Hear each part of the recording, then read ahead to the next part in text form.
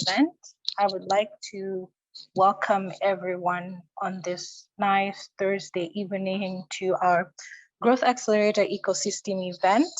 My name is Yolanda, and I will be helping our facilitator today from MHub, one of the implementing partners of this program.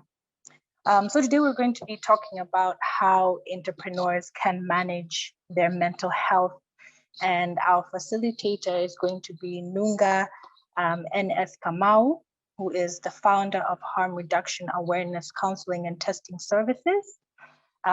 She's also a clinical counselor and an addictions professional. So we are conducting this event in partnership with Warm Heart Children's Therapy and Wellness. This is one of the ventures that is with us in the Growth Accelerator program. So before we start, just some house rules. On your screens, at the bottom of your screens, you have two functions that you will use to interact with our speaker today and interact with us. So the first one is the chat box. There you'll be able to share any of the comments that you have about what's being shared, and we'll be able to interact with that and interact with other people who are also on the call today. And you also have what we call the Q&A function at the bottom of your screen. And this is for if you have any questions for our facilitator today, or any questions for, the Growth Accelerator team that is here, we'll be able to address those through the Q&A function. So I'm just going to repeat that. If you have any comments, you can direct them to the chat box. And if you have any questions that you're asking any of the panelists with us today, please direct them to the Q&A function. So before we start, I would like to share a little bit about what Growth Accelerator is and what are some of the things that we hope to achieve by running these ecosystem events. So Growth Accelerator is a 12-month accelerator.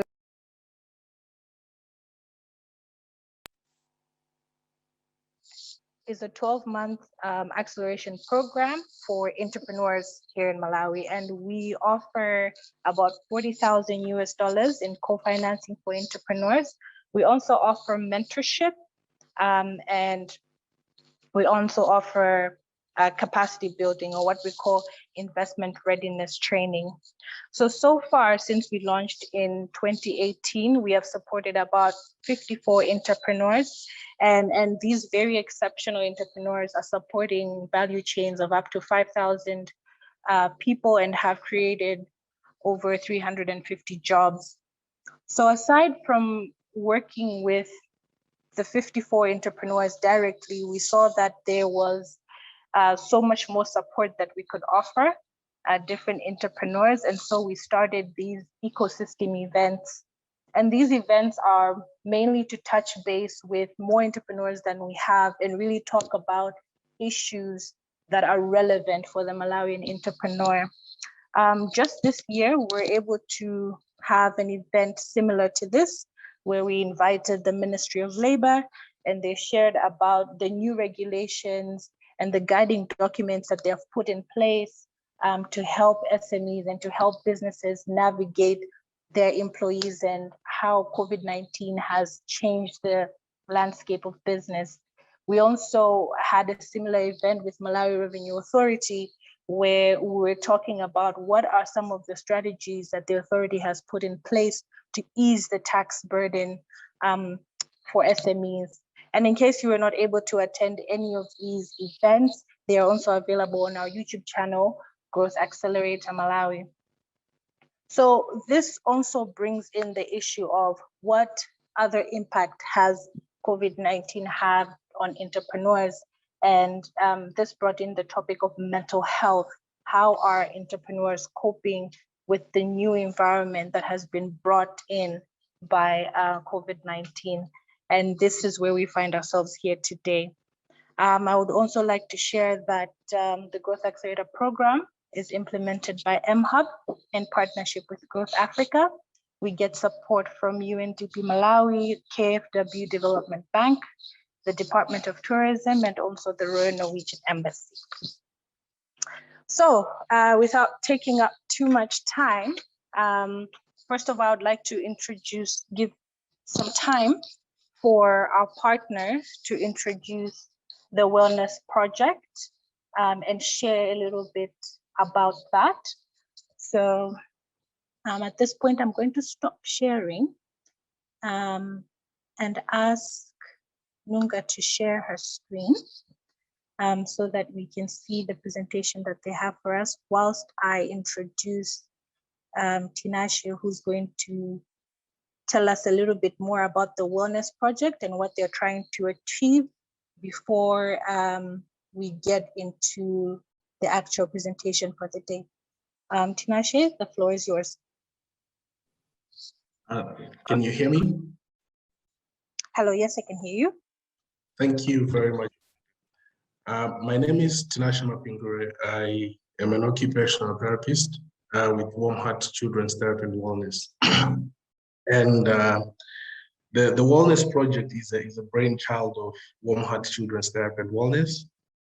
So when the COVID-19 pandemic had just started, there was a lot of, I would say, panic amongst our clients that we work with as parents of children who need special care. Somehow, this kind of changed their routines and access to our services. So we started getting calls and messages from some of our clients about how they were struggling to adjust and cope with children. And this somehow affected their lives at home, and also balancing this with work demands. So as a team, we had to sit down and think of ways on how to support them. And in the process, we realized that not only our clients or parents were struggling, but parents in general were also struggling to adjust to the idea of working at home and also taking care of their children. So we started one-on-one support sessions with parents to help them structure their environment and also support their children and families. So this was also the genesis of our online therapy services, which are still running to this point. So through a lot of research, we then figured out how much COVID-19 was affecting different groups of people. Our first thoughts went to our colleagues in the healthcare sector who are working in hospitals, their families, and we started offering these services to them and their families. So this then expanded into the corporate community as well, where we have since provided what we would call wellness clinics that help from human resource departments who act as first responders to employees struggling with their mental health. So the project has been featured in Kenya and Zimbabwe, where we hold workshops online. We've done several radio interviews, and we also offer one-on-one support through our consultants. So with the support from Growth Accelerator here, we have been able to scale up these services and also engage different specialists, such as Nunga we have today, who are in the field of mental health, to boost our team and the quality of services.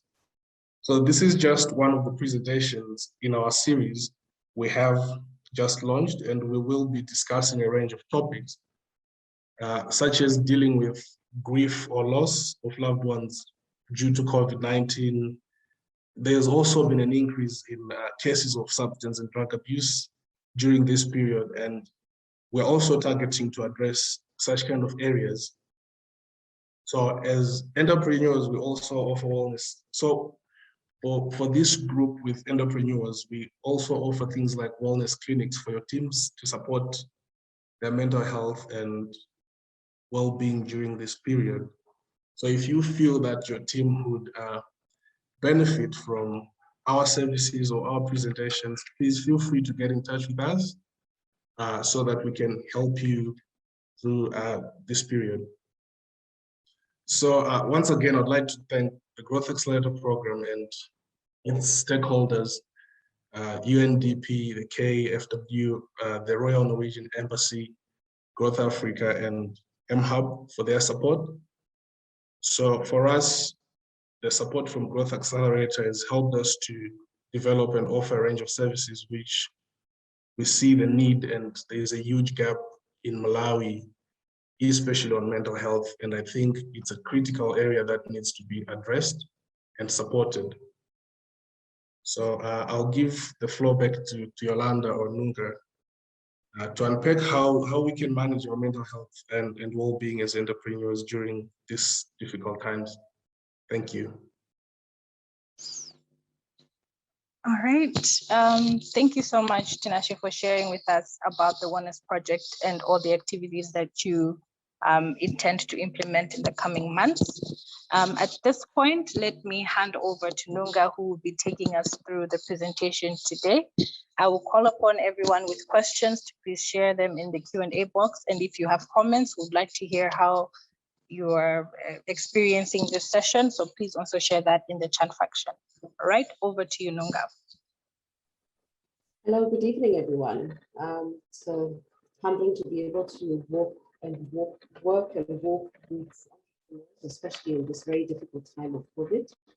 And as we're aware, the main focus will be how we can manage our mental health as entrepreneurs, because you can only imagine, like, with the stress that we go through, not making enough money as was, not having enough members of staff as well because of letting go of people, being understaffed.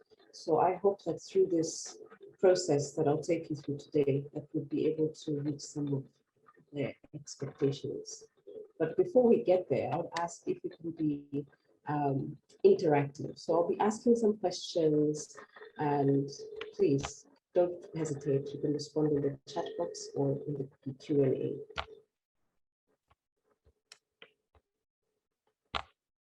So what are some of your expectations for this discussion today?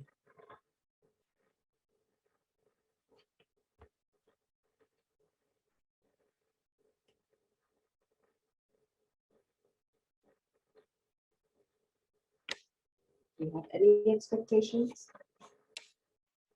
What are you hoping to hear or to learn?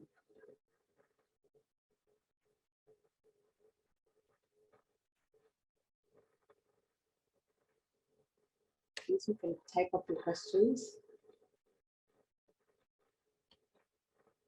Okay, Ephraim, Martin, I'm hearing. Can you hear me better now?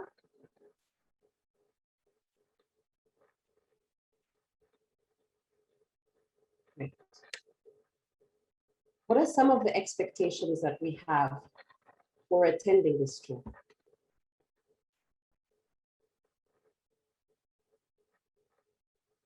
Okay. Tinashe mentions expecting to get value on how to handle mental issues in my organization. Great. Kenneth, dealing with stress when your plans are delayed or don't work.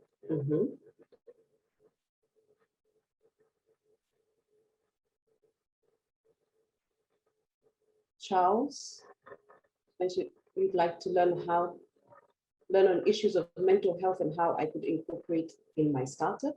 Okay, great.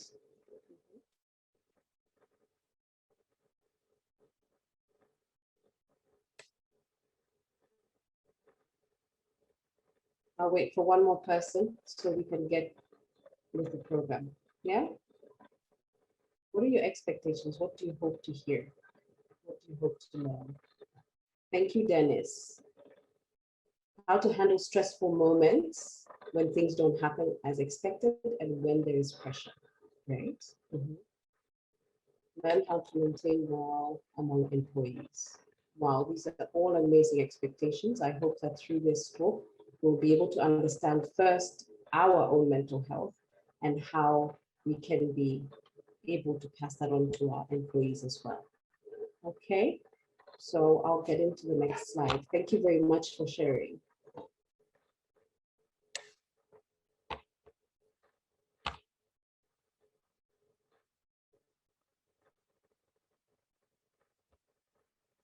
So some of the objectives that we'll actually go through today is understanding mental health as a whole, because I feel that in Malawi, the understanding of what mental health is has been a bit, the words like misala or mentally unstable is not something that we look at. We look at mental health in that way, but not as the ability to be able to function. We'll also be trying to understand what being mentally healthy looks like as an individual, and hopefully that can be imparted onto your employees. Bring to your awareness when your mental health is starting to struggle or is struggling, and pointers on how to manage your mental health as an entrepreneur in general.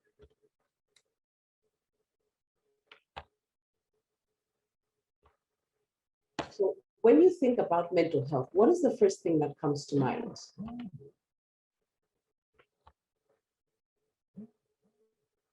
What is the first thing that comes to mind?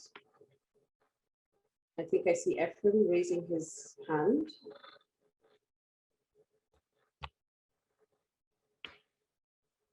Okay, depression. Any other thoughts? Thank you, Dennis, for that. What other things come to mind when you just hear that term, mental health? Insanity. Thank you for that, Martin.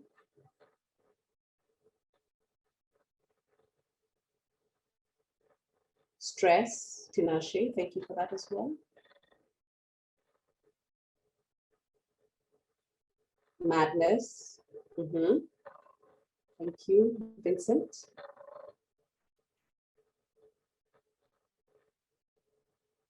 Charles mentions of wellness about one's mental faculties. Great. These are all really great insights. Because I'd like to know where you're at, what you think, how you think.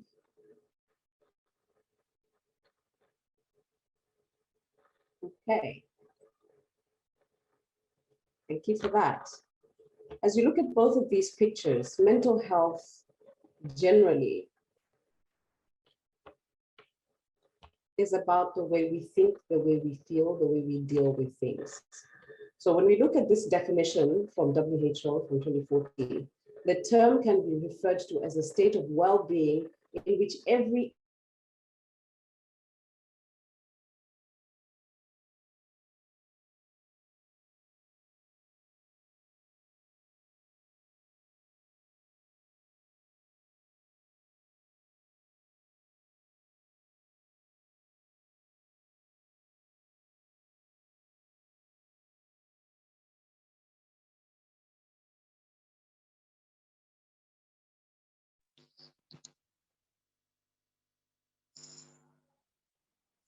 Just checking.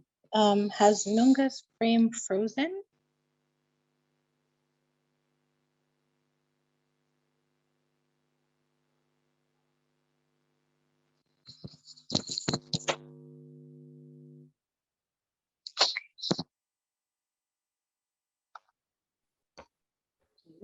All right, thank you. Okay, I'm back. Apologies for that.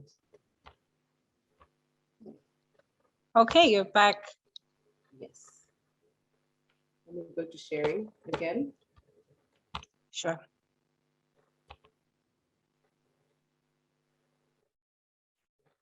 Great. So going back and looking at the definition, it's your ability to realize your own potential, your ability to work under normal life stresses, your ability to become productive and fruitful regardless, and your ability to give back to your community.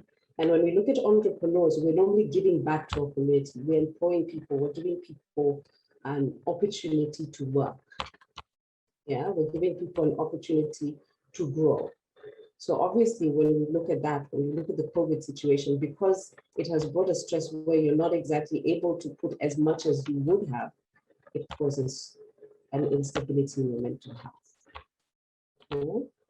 Like, what does being mentally healthy actually look like? Does anyone have an idea? Maybe I can just have two people type out in the chat. What does being mentally healthy look like?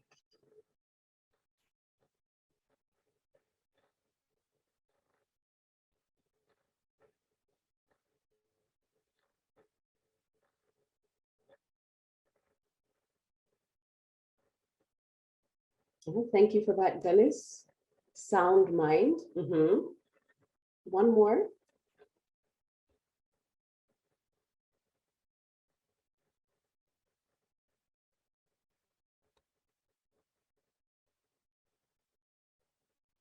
Thank you. It can happy, successful, and satisfied.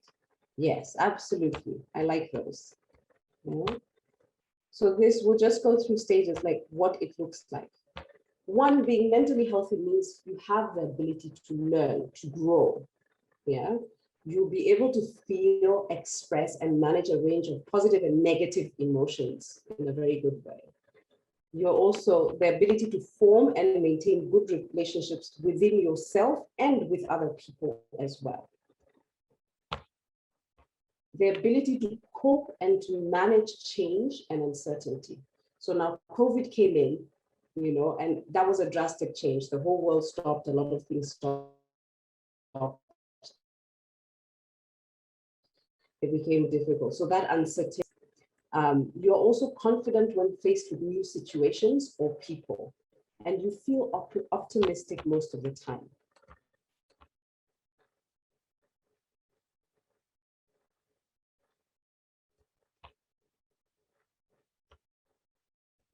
Okay.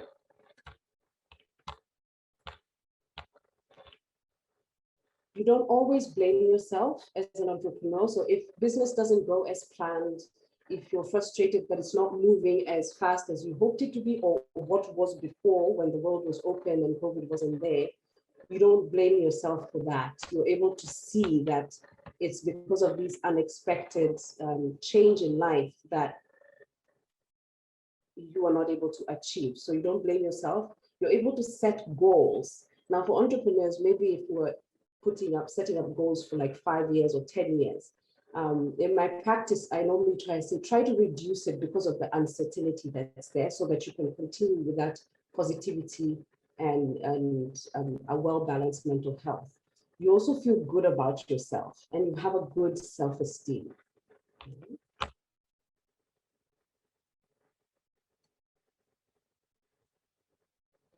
So what does your mental health look like when it starts to struggle? When you start seeing, I have a bit of a problem, what does that look like? Maybe 1, 2, 3 people can be able to just put it up in the chat box.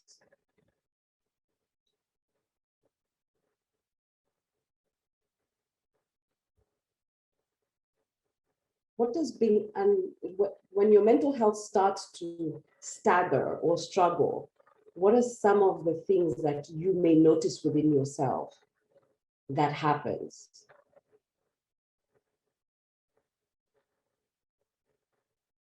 Charles, thank you for that. Being stressed.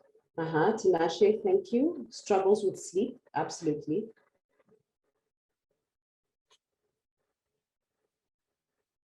Okay. Losing weight, yes, that's another one. Anxiety as well. Thank you, Fatsawana. Thank you for that, Ibrahim, as well.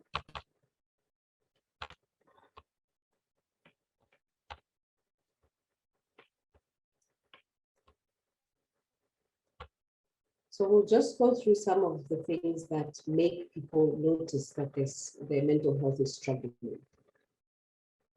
We start feeling anxious, as Fatsawana said. We start feeling depressed. Lombani, thank you for that. Loss of interest, of pleasurable things. Absolutely. Sudavani, thank you. Not being able to focus on simple tasks. Thank you for all of those. So you start feeling anxious or worried. So your mind starts going into overload. So basically you're constantly thinking about things. You're not able to shut down or focus. Sometimes you say you have a foggy mind as well. You can sit down in front of your laptop and something that would have taken you 15 minutes to do will take you 1 hour. Yeah, you feel depressed or unhappy. And the feeling of depression is that overwhelming sadness that people actually walk through. You have emotional outbursts. Shiona, do you have emotional outbursts?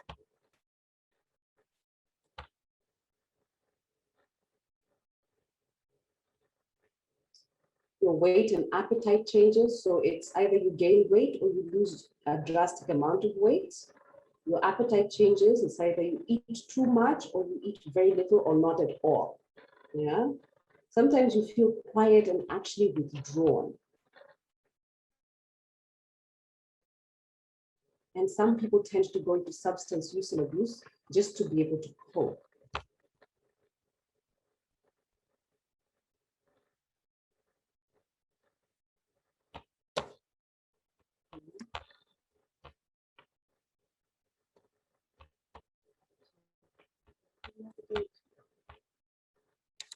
The sleep problems, it's either you don't sleep or you sleep too much. You start feeling guilty about yourself and what you're doing, your work, maybe your employees. You start feeling worthless, and it's something that accumulates in your thoughts and in your feelings. And then you start changing your behaviors or feelings. So you find that you get angrier much faster, you get over emotional, you're very teary, you give up on things very, very easily, on and on. So it's focusing on what has changed and where is my mind? Is my mind not okay? And if my mind is not okay, then I'm not able to be productive. I'm not able to do the things that I used to do. I'm not able to be that leader that I used to be because of these steps that I've gone through, or these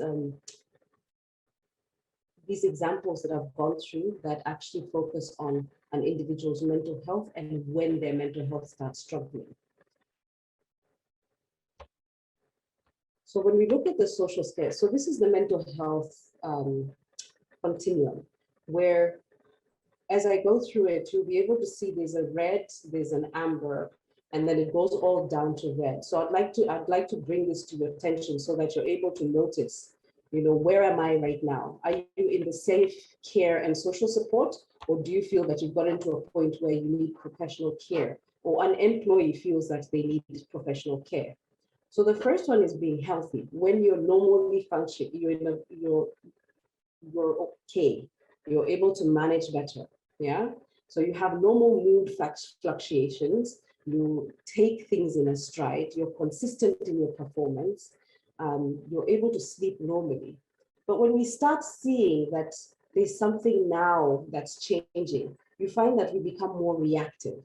So common and reversible distress and stress. We become irritable, we become impatient, we're nervous, we get sad often, we tend to forget a lot more. So there's that question, why do I keep on forgetting things? I put my keys there, I put the accounts there, I thought I got in touch with the supplier, but you didn't. The thought was there, but you didn't actually end up doing it.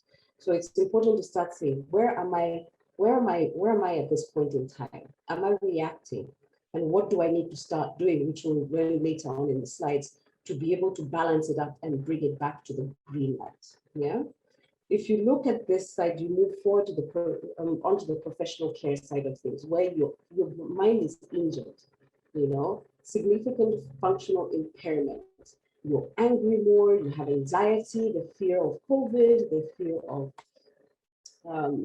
fear of losing a loved one, the feeling of worthlessness because things may not be working as you hoped them to work. So you get preoccupied with a lot of negativity, a lot of negative thoughts, a lot of negative emotions. And if it prolongs longer than 2 weeks, then it's important to get professional help. Now, when people graduate and actually develop a mental illness, then it means that there's a total shift in your ability to think straight. There's a total shift with your mood.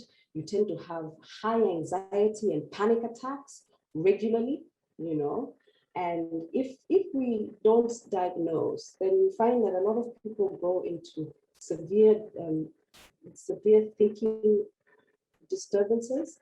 And as we've seen in Malawi, we've seen how the suicide rate has gone up immensely because we've developed, we're not sure this is the problem I have, and we don't know where to go or how to get help from it. So I hope that through these slides, you'll be able to learn, if I'm feeling this way, then what do I need to do? And follow the steps that we'll go through in the next couple of slides.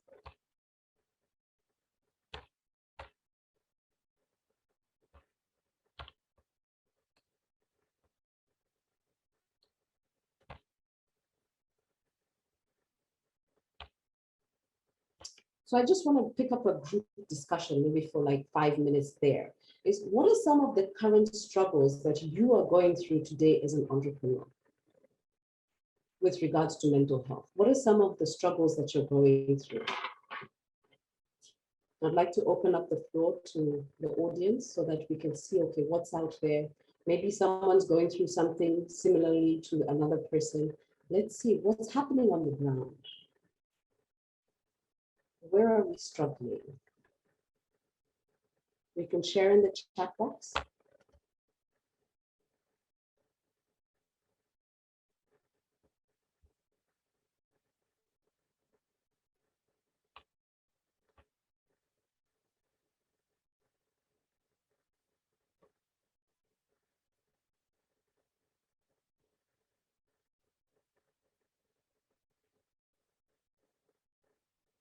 What are some of the struggles that we see happening today as entrepreneurs in Malawi?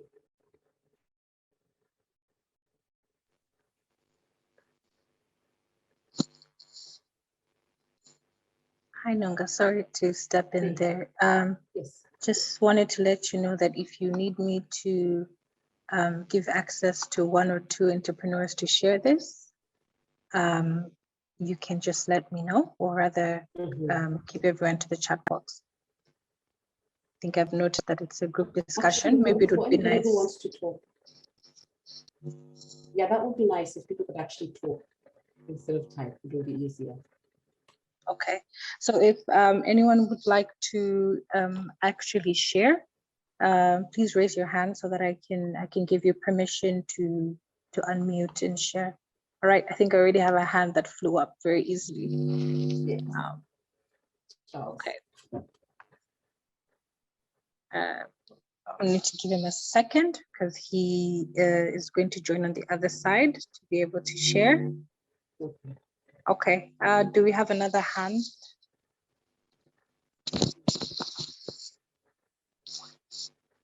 Okay, Charles, I think now you can use your mic. Thank you very much for this opportunity.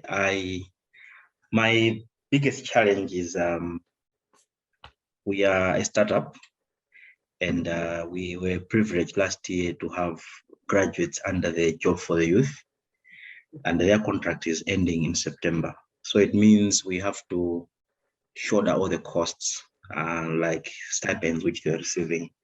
I'm saying this because these guys are one of the best families which I have, and I can't let them. But of course, at the same time, make sure that we have to pay them.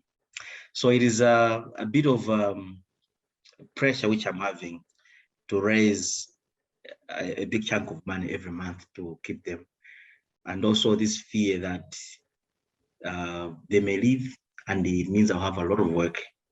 So it's a bit of a tough week when I received a communication from Employees Conservative Association of Malawi that their contracts are ending in September.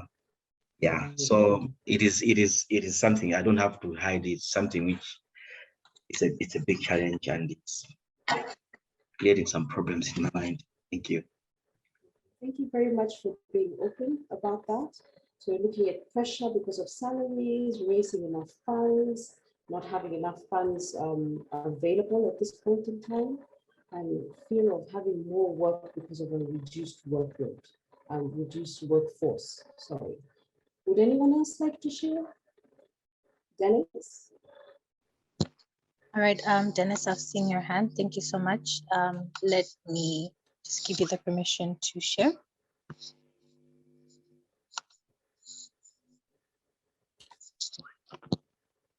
Dennis, please go ahead. I think you should be able to use your microphone now. Yeah, I think on my end, I would say basically changes in the freight costs, freight charges have really put me in a very tight situation. I was importing some equipment, and so the budgeted cost and the actual cost is quite different. There's quite a huge gap and now I'm trying to get further resources to manage the clearing processes, the transportation. So it's quite stressing. And then you have the truck already at the border, and the driver is pushing to go back, yet you haven't finalized processing or looking for the money. So I think to me, that's one of the headache that I have bothering my mind. Okay. Well, Sure. thank you very much, Dennis, for being open about that. So it's mainly pressure to offload, the change in prices, the cost of living going up, the cost of a lot of things going up as well. So I thank you for that.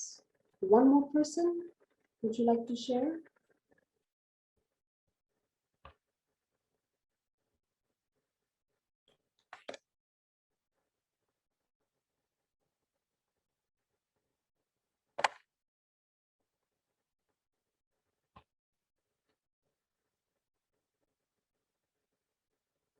Okay. Thank you for both of you sharing. What I'm culminating is a lot of pressure, and the pressure is mainly financial pressure. Not being able to have a lot, not being able to produce a lot. Thank you. It kind of a really fear of failure and lack of opportunities to connect a value chain and things like that. So the fear of failure is one of the other major things, especially if you started your startup company in a time where there was, a regular flow of income and a regular flow of accessibility to grants and finances to support your business. And at this point in time, it's not there. So that would immensely impact your mental health. We'll proceed.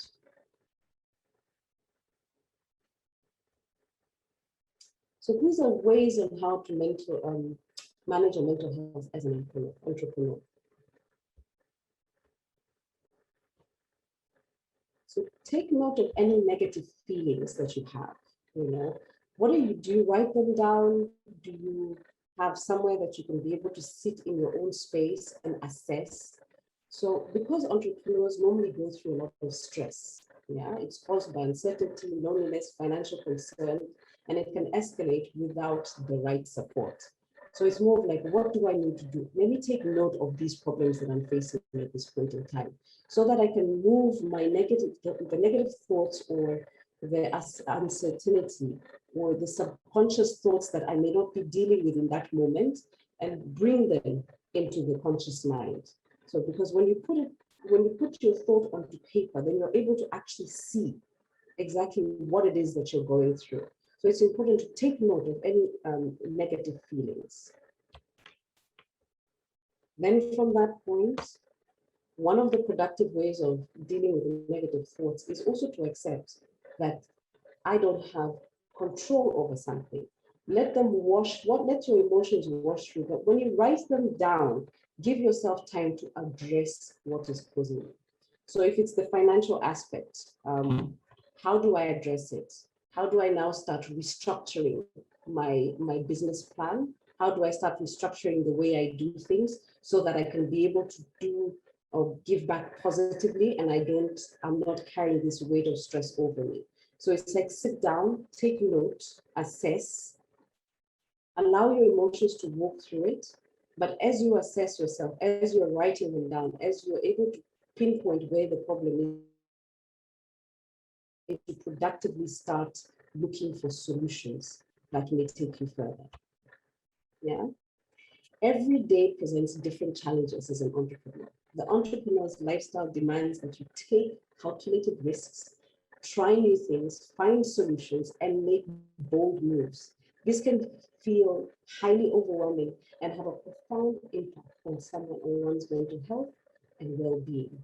This is Tanya Duggan, a founder of Calma, a psychology's magazine. Another thing to do is to disconnect your business value and your own self-worth, right? Somebody mentioned about the fear of failure.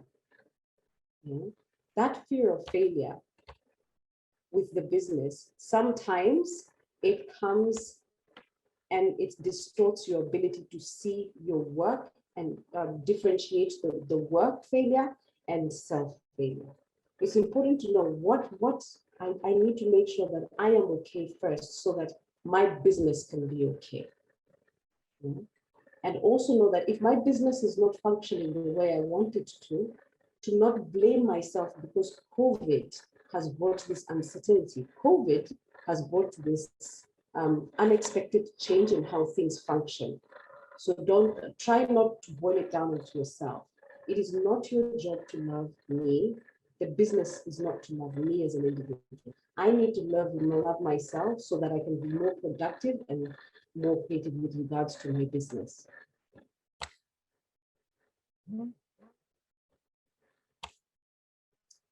In difficult cases, entrepreneurs can end up spending more time on their businesses. So COVID has happened. We've moved to working in our homes right now. So people are making their rooms, their bedrooms, their offices, right? So you find that we start neglecting friends, we start neglecting family and life outside work. We don't make time to practice self-love and realize that the figures of the balance sheets do not define who you are and what you are worth. So it's important as an entrepreneur, find that disconnect, know that this is work time and this is home time. This is social time as well. Because for us to be able to function, it's important for us to make sure we get enough rest, we eat well, we have enough connection time with our family and friends, because in that setup, we're able to find peace and grow from there. Another thing is to define your zone genius. So as entrepreneur, before I get into the slide, as an entrepreneur, we try to be the CEOs, we try to be the financial manager, we try to be, we try to do everything, to save costs, especially now more than ever. We won't have as many workers, we'd had to downsize because we're not making as much money. Yeah. So it's time to define your zone genius. This is essentially the role and accompany activities that you are great at. What are you good at as an entrepreneur? Try and keep doing what you are good at and what you enjoy. And try letting go of those things that you're not good at so that it doesn't bring too much pressure on you. Yeah. And try and find the roles that focus on the roles that don't fit you as a person. And it's time to start delegating some of these roles. So if you know that your weakness is accounting, then try and get somebody who can do the accounting for you. That helps you reduce the stress and you're able to function and do things necessarily so that you don't have a pileup, which will end up leading to stress. Yeah. Hire outside help. Yeah. Together we grow. As an entrepreneur, I mentioned the slide before, the zone genius. We want to try and do everything because obviously financially things are tough. Life is tough, costs have gone up. It's like we grow together. It's important to still have a team. It's important to still have people who can help you because we become unproductive when we try everything by ourselves, especially in areas of our own weakness. So stick to what you are good at and try and make sure that you get people who are able to support you, even in this time of crisis.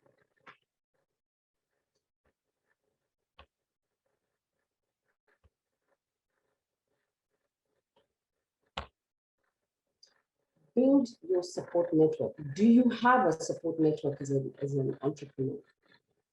Who is your support? Do they help you with your business plan? Do they support you with certain aspects of your business? Do they give you advice? Do they guide you?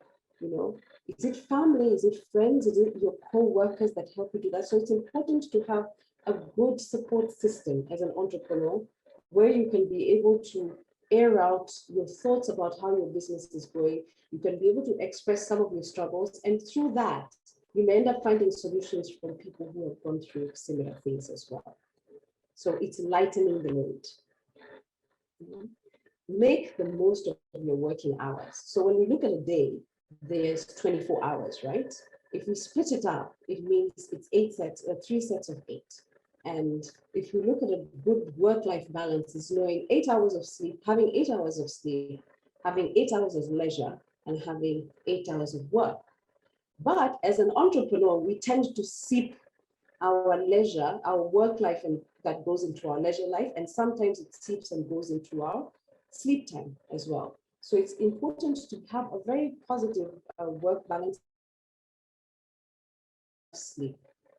You're doing what is necessary at the right time, and you're not losing focus or allowing the work to seep into your leisure time, your family time, and your rest time. So view downtime as an investment in productivity. So as an entrepreneur, I invest in building a business. I invest in people, right? So if that's what you're investing in, it's going in and making sure that your downtime is also an investment, that you are able to rest. When are you most productive within the working hours? You need to ask yourself, when am I most productive? You know, make sure you have a good amount of rest and sleep on a daily basis, because if you don't rest enough, it means your brain has not had enough downtime, and that would mean that your mental health starts getting imbalanced. You end up having a foggy brain, you're not able to focus or concentrate properly, you become unproductive at that time. So to be productive means to make sure that you're aware of when is your strength time with regards to your work, when are you most productive, and also make sure that you get enough downtime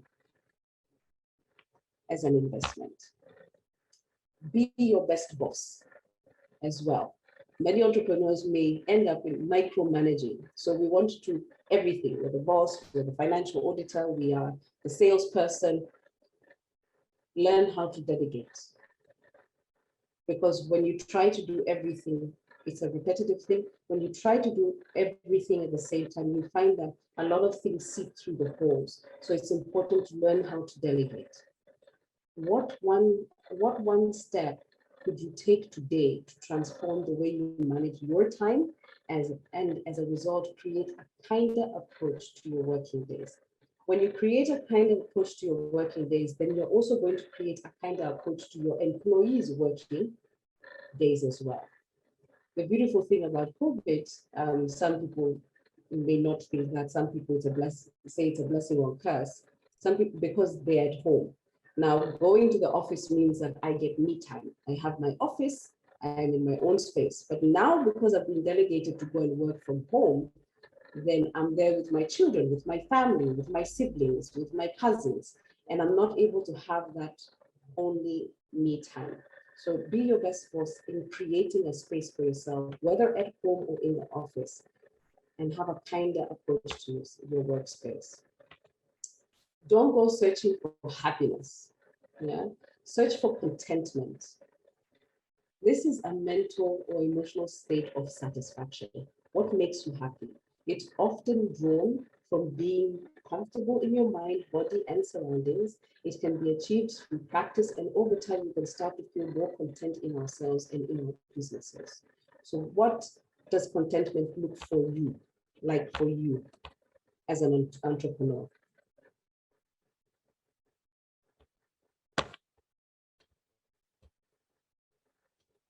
Maybe one or two people can respond. What does contentment look like you as an entrepreneur? When do you feel most at peace, especially with regards to your business? You can type or you can raise a hand and you can speak.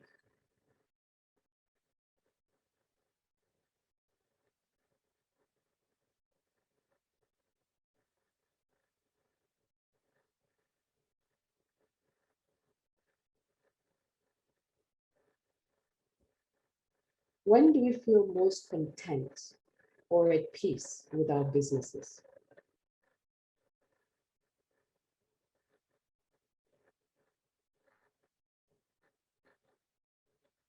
I'll put out one or two. Oh, Alfred has raised his hand. Yolanda. Hello. Yes, I've taken notes. He should be rejoining soon and have access. If you like, you can type in the chat box as well.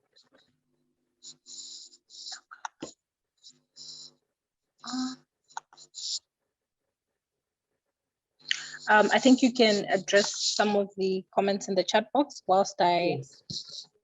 Okay, assist thank you Alfred. for that. A state of not having money is a great experience for me. Thank you for that. For Martin, is that I have a band within which I access my performance. So when I perform within the band, I feel good, irrespective of others that I could have done better. Amazing. Thank you for that. So Charles, you say from bad experience. Mhm. What makes you most content about your business?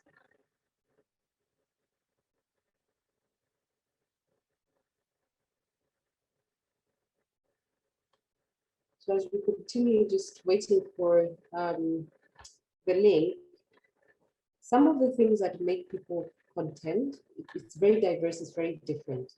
But finding that contentment is that regardless of things not going in the direction that I would like to go in, I'm still able to have a business, I'm still able to function, I'm still able to grow. So that grounding mechanism where you're able to put that peace of mind by telling yourself and speaking positivity to yourself, regardless of where you are at. Okay. Another thing is to improve your mental resilience. And what does that look like? If you look at the page, you look at to improve your mental resilience, there are 4 aspects to it. You know? There's the physical, there's the emotional, there's the mental, and there's the spiritual. How do you do that? With the physical aspect, am I physically flexible? In most cases, we say exercise, build strength, build endurance. Because once you exercise, it naturally stabilizes and helps your mental health focus. And it builds in the strength and ability to be more productive. So it gives you a punch to drive yourself to do more or be able to do what you felt that you may not be able to do if you're not exercising. So in this time where people are going through depression and anxiety, one of my major things is exercise, whether it's for 15, 20 minutes a day, that helps stabilize your mental health. Yeah? It also helps focus on your attention span, the mental aspect, mental flexibility, trying to look at the world from a more optimistic view. Yes, things are not going as the way we want it to go, but I am not going to make it shudder me and put me in a state of mind where I'm not going to become productive. Yeah. Then we look at the emotional aspect. Where's my emotional range? Am I getting irritable much faster? If I am, I need to find a way to not let it come into my business, come to my customers, come to my clients, come to my employees. So it's try and self-regulate in your relationships as well. And last but not least is the commitment to your core values. So what got you to start this business? What was your passion? What was your drive? So going back to sit and revisit those thoughts to build your mental resilience, especially when you're feeling down, when you're feeling that things are not working, when you're feeling so frustrated, sit back down and why am I doing what I'm doing? What got me here? What gave me the drive to be where I'm at today? Because choosing to be an entrepreneur is not an easy choice. It's taking high risks. You know, you're opening a business and hoping that it will grow. You're looking at an idea and you're making it grow. You have the motivation to give a service to yourself, to the people around you, to your community. So being able to build that mental resilience is always reminding yourself, where have I come from? What value am I giving? And hopefully those questions would help you bring yourself back into trying to be more optimistic, 1, 2, more productive. Business is a marathon, not a sprint. So sometimes as entrepreneurs, we want to run a mile, we want to run 100 meters and reach our goal. So how do I ground myself from thinking that? It's understanding that it's a lifelong process. Being an entrepreneur is the ability to learn from your mistakes, to know when things are not going right, to deal with the uncertainty that happens from time to time. We've got COVID that's here. If you live in other countries, they have disastrous weather, earthquakes, volcanoes, and all that. But when we look at Malawi right now, because of the main struggle being, things have gone up immensely in Malawi. We need to come down and ground ourselves and know that business is not a marathon. I learn as I grow. As I take the right steps, as I take the steps to develop and to grow my business by employing people, by empowering people, by giving a service to the community. Always ground yourself. Find a way to ground yourself in knowing that it is not a marathon. It is a marathon. It is not a sprint. And last but not least is to seek professional help. I know in Malawi, mental health services are quite expensive, or internationally as well.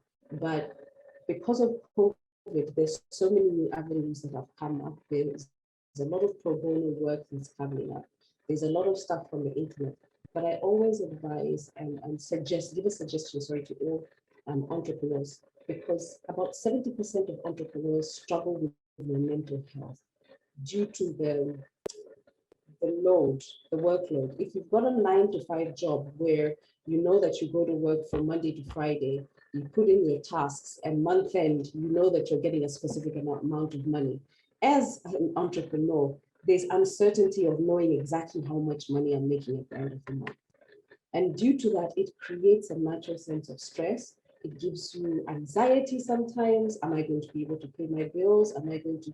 So invest, as you invest in making sure that you have downtime, invest in making sure that you are able to be productive by making sure that your thoughts and your feelings are always being focused on. You're always able to learn new skills on how to better manage, how to be more productive, including your employees. If you have a mental health plan or policy in work, if somebody is struggling with depression, what do we do? How do we help our staff?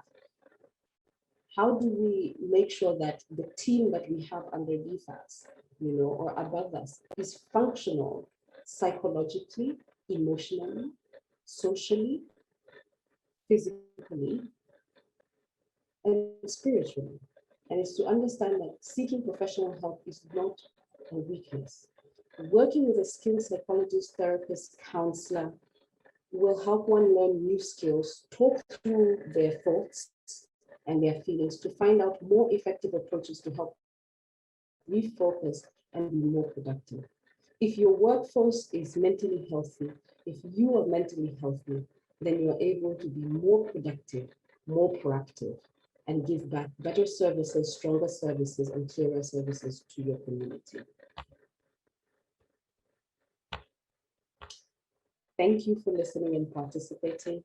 Please, if you have any questions, if you have areas that you'd like me to refocus on, please put them in the question, the Q&A, put them in the chat, and I'll open up time for us to just talk through and discuss further with the questions that you may have. Thank you very much for listening.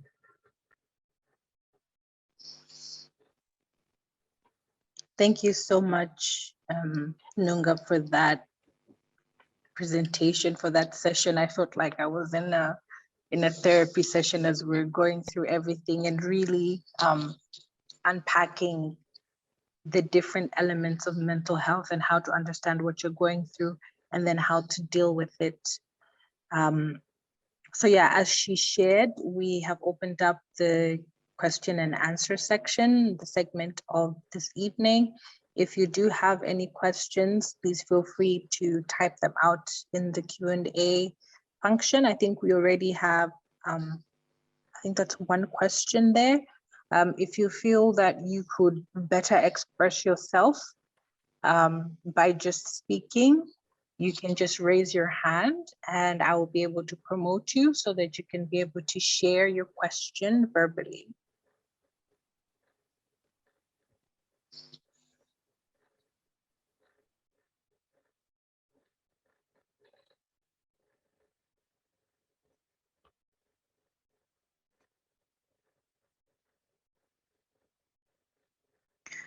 Anunga, maybe I'll just start by sharing this question that's there in the Q&A box. It's been written very vaguely, but I'm going to try and interpret it and hope that I hit the nail on the head. But the question is, how can I be able to roll with the daily stresses as they come? So this sounds like more, how can I manage my daily stress as issues maybe come up during the day? Thank you for that question. Every day when we wake up in a state of calmness, a pensive state of thought. And as soon as we wake up, as soon as we look at our phone, automatically we go into distress, mental distress. You may drive out of your compound when you're ready and meet a driver that's not driving a very nice way. Yeah. And that automatically brings up a mental distress as well.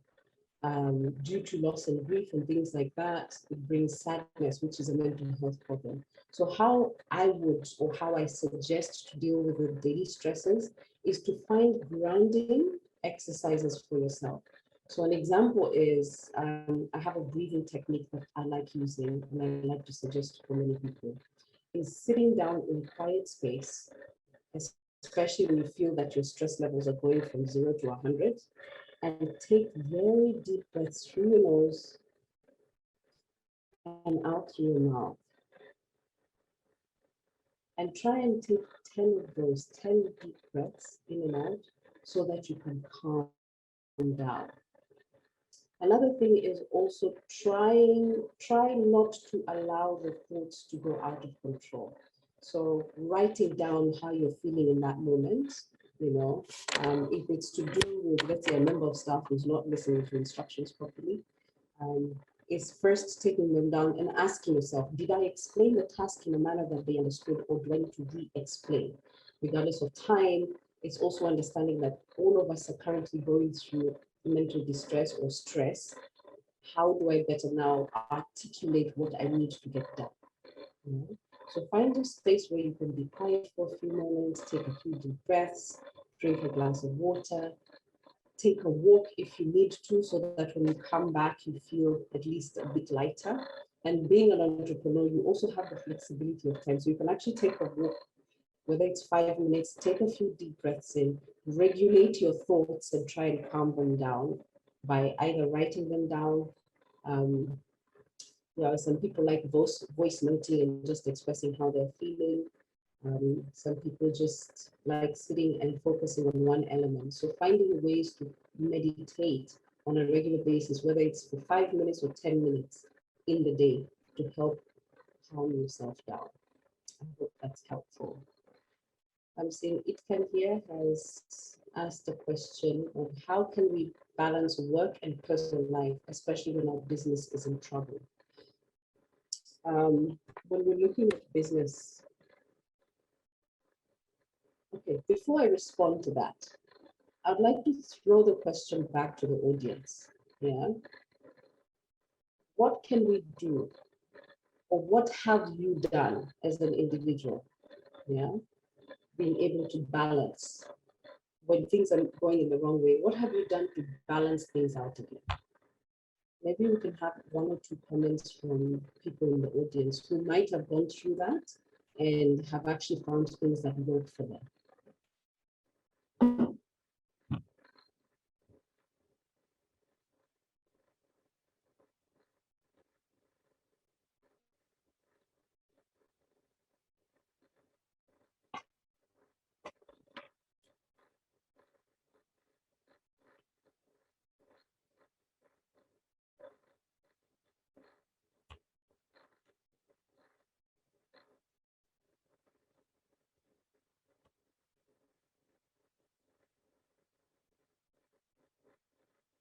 So what have you done to balance your work and personal life when business is in trouble? Anyone experienced that?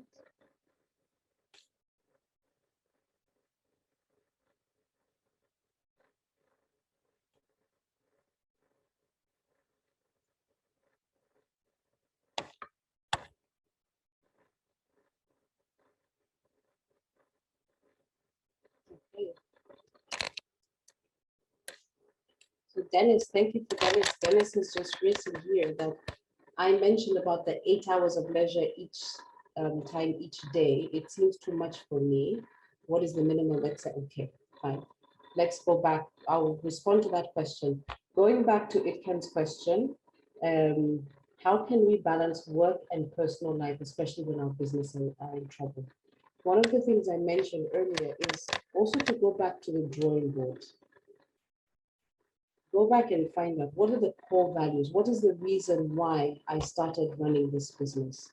What was my drive, and what were the pros and what are the pros and cons? So grounding yourself in understanding, okay, what happened? Where is it going? And that's from work. So learning to disconnect your personal life as well from it. Focus on the business. Where is this coming from? What is the problem with the business at this point in time? And what do I need to do to try and work through this? Yeah. And then you look at your personal life as well and say, okay, because business is not being lucrative, I'm not going to bring my work stress to my personal life because it clashes. And sometimes we don't have the strength to manage both.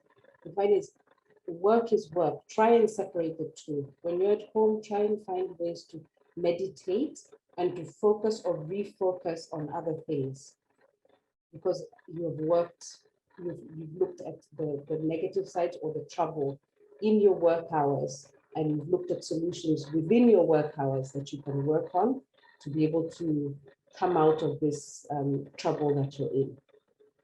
So reassess your business plan, reassess where you're coming from, look at what the pros and cons are, so that when you come home, it's more of like, what can I do at home to alleviate some of the stress? Like if it's finance, I'd look at, if you're looking at finance, if money is becoming a bit tight, so we'd also have to look at personal life and see, what do I need to downsize to be able to not feel this pressure as well at home? And if anyone else has any other suggestions, please feel free to put it up in the chat with regards to work life and personal balance.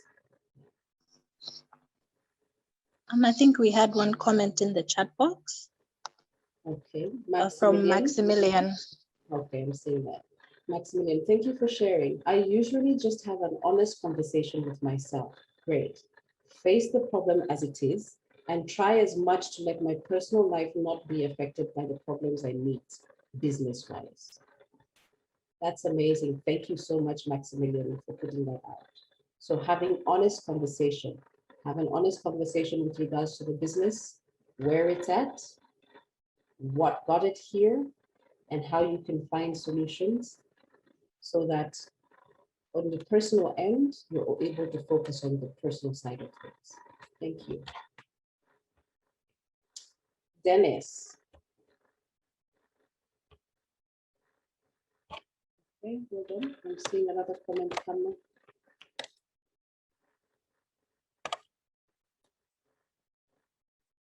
Charles. I used to have a daily list, I used to have daily to list what enslaved me. Over time, I developed a comprehensive monthly plan with planned outputs, indicators, and possible resources attached. This monthly plan is split into 4 weeks, 1, 2, 3, 4, instead of having the slave master daily to-do list. At least I have a week to-do list, which I know will be done within the week. In this plan, I split personal and business activities. Amazing. Thank you for that, Charles, as well. So having a planner that works for you, a way to break down the information that you need to break down in the way you understand it, and doesn't make it look or feel overwhelming as time goes by. Thank you for that, Charles. The next question we're looking at is Dennis. I mentioned 8 hours of leisure each time. I think Patricia's raised her hand each day. This seems too much for me. What is the minimum acceptable leisure period for the good work-life balance? We normally, because we split the day into 24 hours, so it's 8, 8, and 8, right? If you use 4 hours in leisure time, that's okay. The main thing is that you're getting enough time to rest and to move away from just work. Yeah, you get enough time to enjoy life, to connect with people, because we're human beings. We don't really love to connect with people. We like interacting with people, whether online, offline, face to face. So also looking at that and say, okay, if I cannot be able to go 8 hours of that, how can I minimize it, but make sure I get what my body, what my mind requires for me to be able to be healthy, mentally, physically, spiritually, and emotionally. And if anyone else has suggestions, please type it in. Hello? Hi, Nunga. I think Patricia is on the other side. She should be able to use her mic now. Okay, fantastic. Hello, Patricia. Hello. Hiya. I also just wanted to add that as Nunga said, that maybe if you cannot find all those 8 hours of rest and leisure, since as an entrepreneur you're racing to succeed and you want to do all this work, you have these targets. I think just even trying to balance, you mentioned the spiritual aspect, whatever helps your spirit to relax. I think it's important to have that balance. Yeah, like some people meditate, some people go to church, some people go to the mosque. Those things are also important. Okay, And fantastic. also, I wanted to add that the other thing is like just not comparing yourself with others. It helps.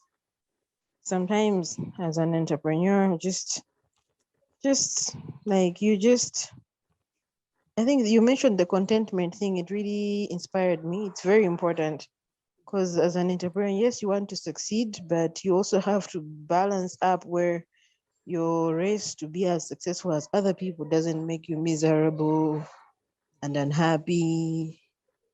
Just, counting your small gains is important as well.